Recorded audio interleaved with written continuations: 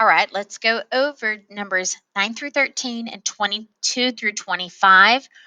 Because we had done a lot of this review of these concepts before we did Unit 10, which was fairly recent, then I did not assign you the whole assignment for this Unit 4 review. Now, if you went back and you practiced some more of those problems, then those are actually in the Unit 4 review. So if you looked back, you could look at those answers on Unit 4 review. I also posted the answer key, but the videos of me explaining it is in Unit 4 of your Canvas way back when we did this in October.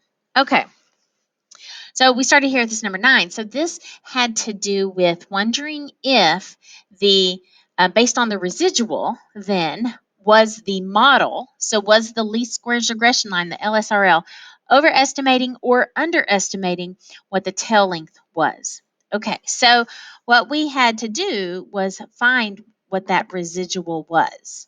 So we had a sample of the 10 road runners, and then here was the equation. So remember, from this information here is how we could get that equation of the line.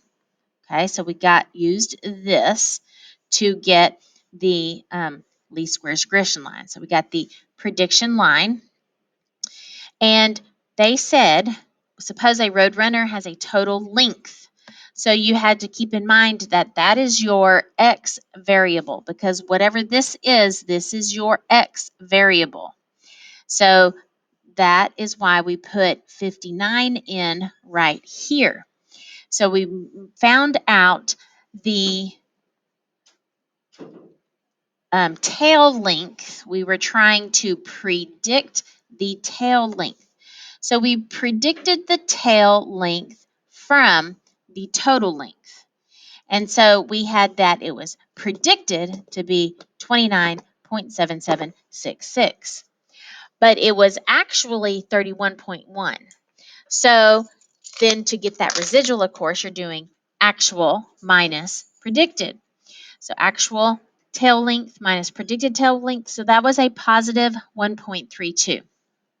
So then visualize what's happening. Here's your LSRL. Actual was above what it was predicted to be. And predicted was right here at the total length of 59. So the line is underestimating what actually occurred. All right.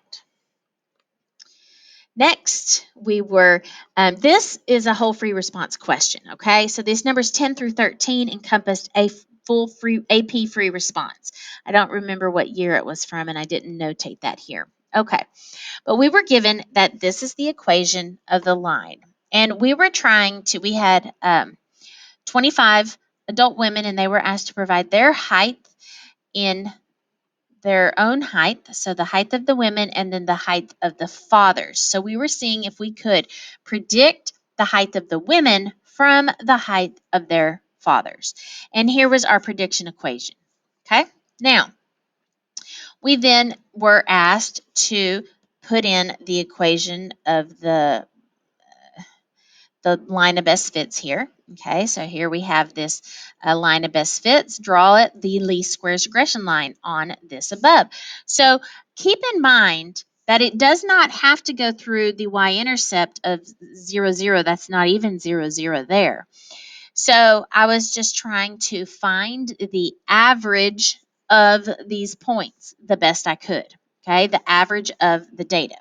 So that's where I put my LSRL. Now, one father's height was 67. So here it was, 62, 4, 6. He had to pay attention to the units or the scale. So it was going up by twos. So here is 67. So here is the height of the father at 67 inches. Had a daughter's height, the woman's height was 61. So it said circle that point. 67 for the father, 61. Now, how does that look compared to your line? Well, I showed it was a little bit below. I showed a residual of about -2. So, because it is below what it was predicted to be. What actually occurred was below predicted. Now, then they ask us to use the actual LSRL, so that would be using this prediction equation, okay? And now mathematically compute that residual. So I took the father's height and plugged it into the equation, and I got that the daughter's predicted height was 63.709. So see, that jives with me having predicted that it was higher than, so my prediction line was higher than what actually occurred. So then to get that residual, you're going to do the actual y minus predicted y. So that residual was 61, was what actually happened right here, minus what was predicted to happen. So the residual was negative 2.7. And so how does the residual differ from your estimate differ from the computed? So I just said that it was pretty close, but not exact. So don't forget to answer that. I don't think I typed that in there, and I probably should have put something to the effect of my my estimate was -2, and actual residual was negative 2.709, whatever. Okay. All right, so I should have written that in there, and I did not. So let's go move on. Now, suppose this happened. Suppose the point x was 84 and y was 71 was added into that. And then it starts talking about all these things using that language of leverage, influential point, how is it affecting things. And so I'm not going to lie, the first time did not think about this, but one of my students had done this, and it reminded me to do this. Take your value of your x, this actual that happened, 84, and then a y of 71, and go plug that in.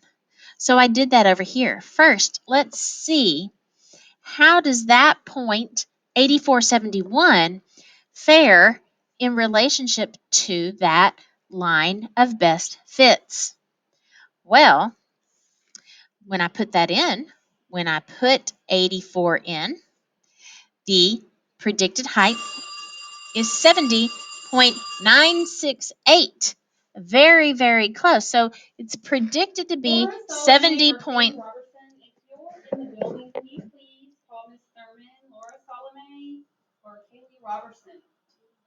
So it's predicted to be 70.968, but it was actually 71. So really, really, really close. So what that's telling me is that I don't have a very good picture here. Truthfully, my line of best fits should have pretty much been going through this point 8471. So my line of best fits was probably more, something like this. It went through that point 8471. Okay. So now let's go through those things. What type of leverage would we classify that point with? Okay, so you got to know the definition of leverage. A point's leverage is high if the x value is far from the mean of the other x's. How does this x value compare to the other x's? Well, all the other x's are from what? 62 to 74. So 84 is far out of the given domain that our line was made from. So this is considered having leverage because the x value is outside the domain of the other values. So there we go. So I would say the points got medium to high leverage because the largest x value before that was 77, and it's farther out there. Okay, would you consider this point influential? Well, what do you think? I can tell that if the point 8471 is actually on the line, then no, it's not going to be changing the equation of that line. So no, because the point is pretty much on the line, not going to change it. Would you consider this point an outlier? Again, no, because an outlier is going to be something far out where you are more than 3 standard deviations away from what you are predicted to be. And that's not the case here. How would you expect the slope of the least squares regression line to change if that data was added? Well, it was on the line. So if I've got this going on and I add that point right there, not going to change the line. But the next question, very important. How do you expect the correlation to change? That's important. Well, I can tell that when I have this data, I have got this line here. My previous domain is this, in this area. But I add another point. I'm essentially, and it's on the line as well, I'm extending the domain for which this linear model seems appropriate. So I'm extending the domain for which this linear model is appropriate. That is going to strengthen that correlation. You know, it's also another point that we're adding to this data set that is on the line. So it's strengthening the linearity. So those are the reasons why you would have to say that that correlation strengthens, and you have to say why. Okay, I think that's all of that free response question. Now let's go to the other multiple choice questions real quick. Numbers 22 through 25, and looks like I have a page missing here. I do not know where the page 22 went. So there we go. So I guess I'll just have to put that on another video because I don't see that here. So 22 to 25, I'll find that page and we'll put that in the next video.